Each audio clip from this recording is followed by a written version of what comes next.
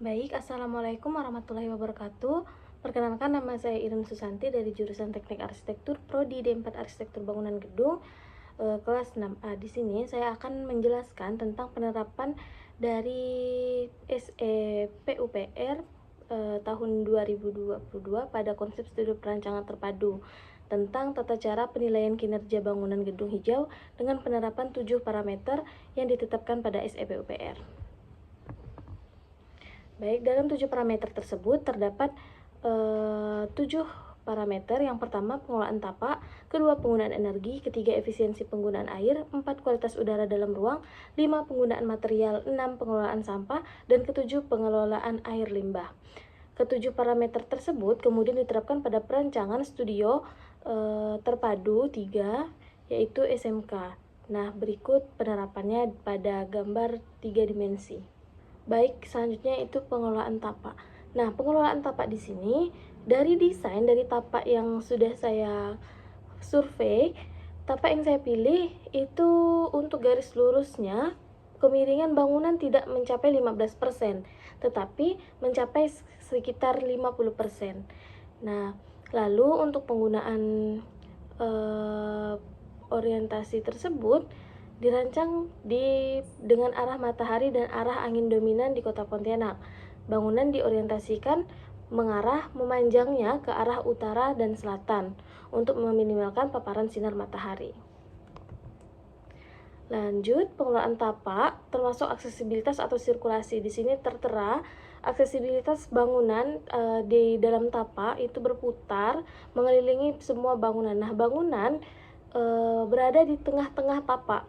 Nah, sesuailah dengan nilai untuk parameter tabel perhitungan albedo. Di sini saya 0,32 sesuai dengan standar.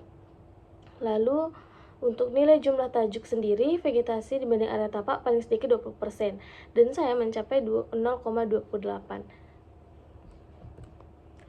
Selanjutnya, pengelolaan tapak. Pengelolaan tapak ini rencana ruang terbuka hijau dapat diakses oleh publik. Nah, dari gambar 3D di sini sangat jelas bahwa di dekat parkiran itu ada area-area publik yang dimana dapat diakses oleh orang-orang yang dari luar, tidak hanya orang sekolah. Nah, masuk itu lewat pintu masuk. Lewat pintu masuk, lalu terdapat taman di bagian depan yang mudah diakses oleh orang-orang luar selain orang yang berada di sekolah. Baik, selanjutnya masih dalam pengelolaan tapak, yaitu penyediaan jalur pedestrian. Dari hasil desain, penerapan penyediaan jalur pedestrian sudah diterapkan, maka dapat memenuhi nilai 3 poin. Di sini dapat terlihat jelas pada denah set plan-nya, yaitu bagian yang sudah bagian jalan kecil itu merupakan jalan jalur pedestrian. Lalu terdapat parkiran sepeda pada site yang ditampilkan. Nah, di sini itu termasuk parkiran sepeda, dan di dekat parkiran sepeda terdapat toilet pria dan toilet wanita. Di dalamnya itu terdapat ruang shower, 2 ruang, untuk 1 ruang toilet pria dan 1 untuk ruang toilet wanita. Baik, selanjutnya yaitu yang kedua, penggunaan energi. Pada selubung bangunan, di sini didapatlah nilai OTTV-nya yaitu 22,80, yang mana termasuk ke kategori yes, tidak salah. Nah, ini bangunan yang saya hitung dari 3D-nya terlihat seperti ini, tidak ada penggunaan sistem pengondisian udara yang mana hanya menggunakan pure elemen alami. Lalu untuk sistem ventilasinya menggunakan exhaust fan dengan ukuran 8 inci. Yang ketiga yaitu efisiensi penggunaan air. Di sini sumber air yang didapat yaitu dari air PDAM atau perusahaan minum lainnya.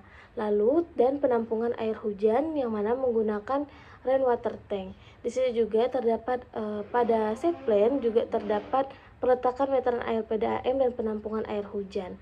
Nah, di sini untuk pemakaian air yang telah digunakan nanti akan disalurkan melewati drainase, lalu akan disalurkan ke parit yang ada di depan bangunan. karena di depan bangunan terdapat parit yang sangat cukup luas dan cukup besar. Baik, selanjutnya yang keempat yaitu kualitas udara dalam ruang.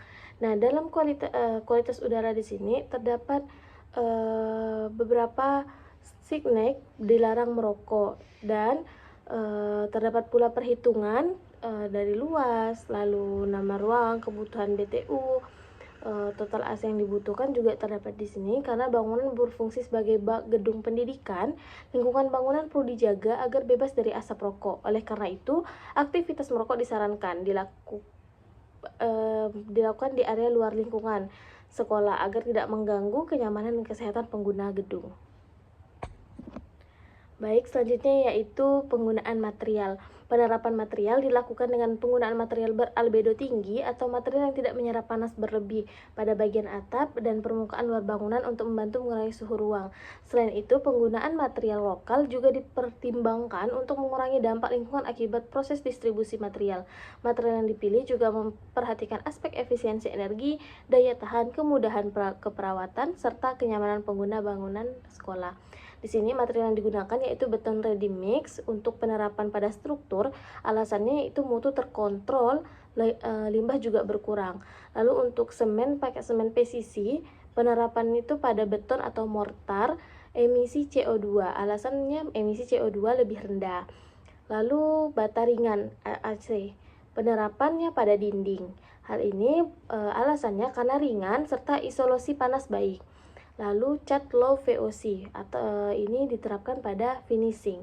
Alasannya lebih sehat, VOC juga rendah.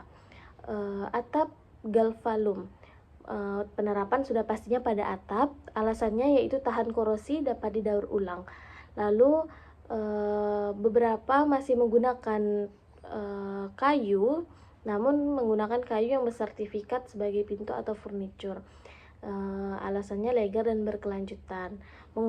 Manfaat dari material yang saya sebutkan tadi: mengurangi dampak lingkungan, meningkatkan kualitas udara ruang, mengurangi limbah konstruksi, mendukung bangunan gedung hijau.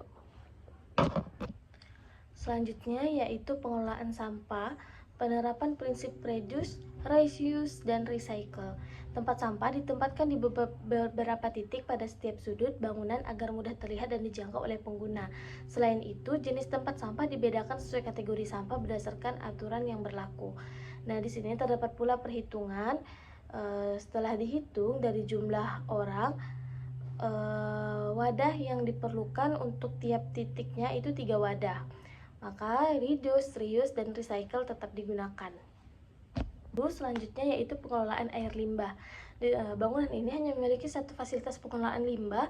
Setelah melalui proses pengolahan, air limbah kemudian dialirkan ke sungai atau saluran drainase terdekat. Sementara itu, limbah yang bersifat berbahaya disarankan untuk ditangani lebih lanjut dengan bantuan pihak ketiga yang memiliki izin dan kemampuan khusus dalam pengelolaan limbah berbahaya. Terdapat pula perhitungan limbah di sini. Untuk kapasitas pengolahan 63 meter kubik per hari. Masih pada pengelolaan air limbah, daur ulang air yang berasal dari air limbah domestik. Nah, di sini juga terdapat tabel dalam perhitungan BGH. Sistem ini didukung dengan rainwater harvesting, talang air, kolam retensi, sumur resapan, perkerasan berpori untuk meningkatkan konservasi air.